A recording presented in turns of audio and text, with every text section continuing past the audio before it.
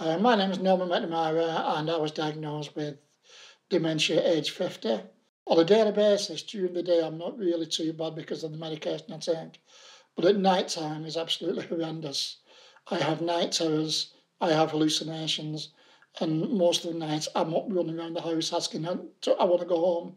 Since my diagnosis, it's been a long road, but it's been a very great road because we've got off our backsides and done something about it. We've created the Toby Dementia Action Alliance. We created the Purple Angel logo, which is now global logo for dementia awareness all over the world. We've created a booklet for the care homes in the UK. Many books like this have come across my desk, and I've looked at them and thought, they're okay, but they don't really work. This one really does work because you have first-hand experience of people with dementia working alongside guys like you. If I wanted to get one message across to all members who work in care homes and managers, would be to say that a person with dementia, regardless of what stage they're in, was like you at one stage. Those people in late stages were one day like me in middle stages. I was once like you without dementia. I was once a manager and I was once responsible for other people's welfare and things like that. We are no different. We all have a story to tell and we all have a life. And sometimes, if you approach these people, even in later stages of dementia, and actually take the time and trouble to listen to them, they have such a wonderful tale to tell because they've had a life just like you have.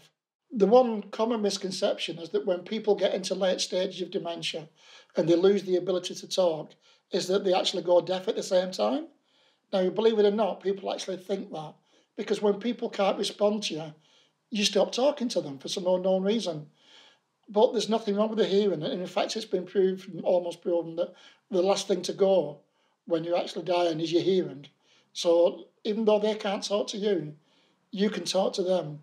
So if you can imagine being sat there for hours without anybody saying, or even 10, 15 minutes, without somebody nodding or saying hello, just because you can't actually physically, verbally answer back, it's an awful feeling. So just please say hello and just a smile and a nod and just recognise that we are there because we are still there, even though we can't answer back. I think the most important thing that care home staff can do to keep the residents happy is the engagement, inclusion, and inclusion. It could be simple little things like when you're doing the washing up, or when you're doing the drying, or when you're laying the table. These are things they've done all their lives. So why not ask them to come along and say, come on, Joan, come on, Janet, do you want to give me a hand to lay the table? Because they'll absolutely love it, and they feel included, and they don't feel as though they've just been thrown on the scrap heap, as many of us do when we're first diagnosed. If you do come across anybody in a distressed state or agitated state, the worst thing you can tell them is, no, don't do that. Don't do that. Or you've told me that 20 times. That is the worst thing you can do. Or there's such things as diversion techniques. If you have a look on the internet, you'll be able to see what those are.